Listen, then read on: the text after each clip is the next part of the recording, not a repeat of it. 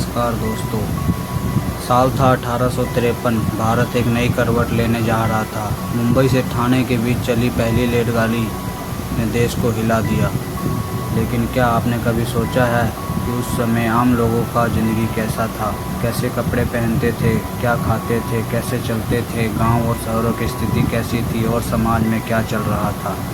आज की इस वीडियो में हम आपको बताने जा रहे हैं, जहां ना मोबाइल था, ना बिजली, ना सड़कें, लेकिन फिर भी ज़िंदगी चल रही थी अपने ही ढंग में।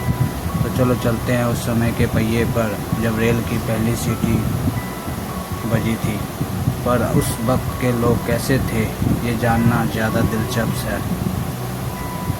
उस समय भारत में संयुक्त परिवार का बोलबाला था। एक ही घर में 10 से 15 लोग रहते थे। बुजुर्गों का आदर सम्मान होता था और विवाह छोटी उम्र में हो जाता था। महिलाओं की भूमिका घर तक ही सीमित थी। महिलाओं को स्कूल भेजना मानव की गुनाह माना जाता था। जातिवाद बहुत मजबूत था। ऊंची जातियों का प्राथमिकता मिलती थी। धर्म में लोगों को गहरी आस्था थी और अंधविश्वास में काफ़ी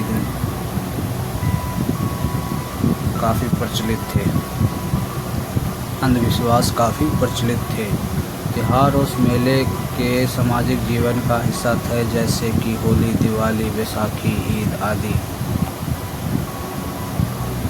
भोजन पूरी तरह देसी और मौसम के आधार पर होता था। गेहूं, चावल, बाजरा, दाल, सब्जियां ही मुख्य आहार थे।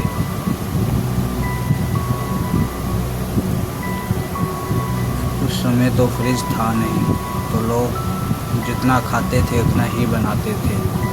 आजकल तो चलो फ्रिज आ गया है, लोगों ने बहुत खाना बनाते हैं, एक्स्ट्रा बच जाता है। वही बासी खाना खाने की आदत हमें हो सी गई है। गाँव और घर में मिट्टी, गोबर और भूस से बनते थे। जो हमारे घर बनते थे, आजकल तो बहुत पक्के बनने लगे हैं। पर उस समय की बात है जब 1853, जब मिट्टी और गाय के गोबरों से घर बनता था। शहरों में अमीरों के घर पक्के होते थे, लेकिन आम जनता के लिए छोटे कच्चे घर भी आम थे। उस समय का पहनाव भी क्या पहनाव था। धोती, कुर्ता, पगड़ी पहनते थे। महिलाएं साड़ी पहनती थी, लेकिन उस समय के ढंग अलग ही थे। इन क्षेत्रों में चप्पल जूते अमीरों की सीमित थे, लेकिन अधिकतर लोग पैदल ही चलते थे, नंगे पांव।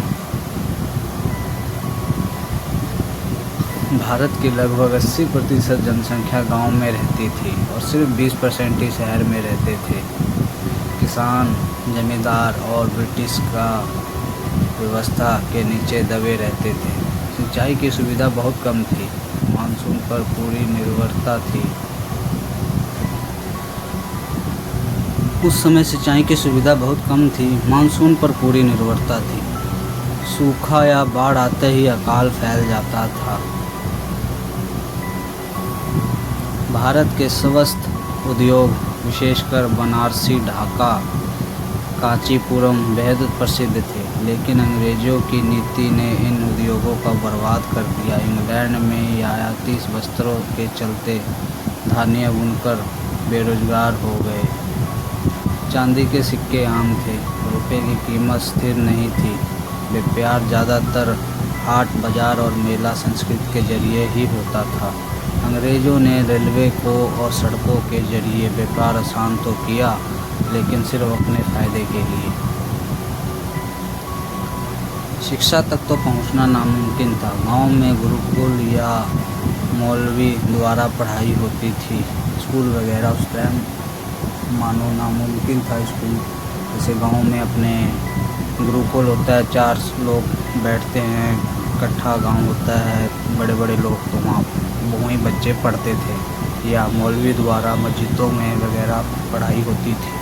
स्कूल वगैरह उस टाइम बहुत कम थे।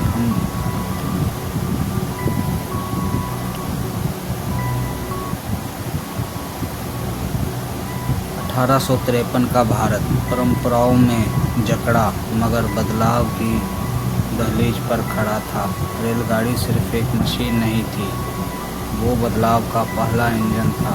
जब पहली बार रेलगाड़ी चली हुई होगी तो लोगों को कैसा लगा होगा। कई लोग तो डर गए होंगे कि अरे ये क्या हो गया।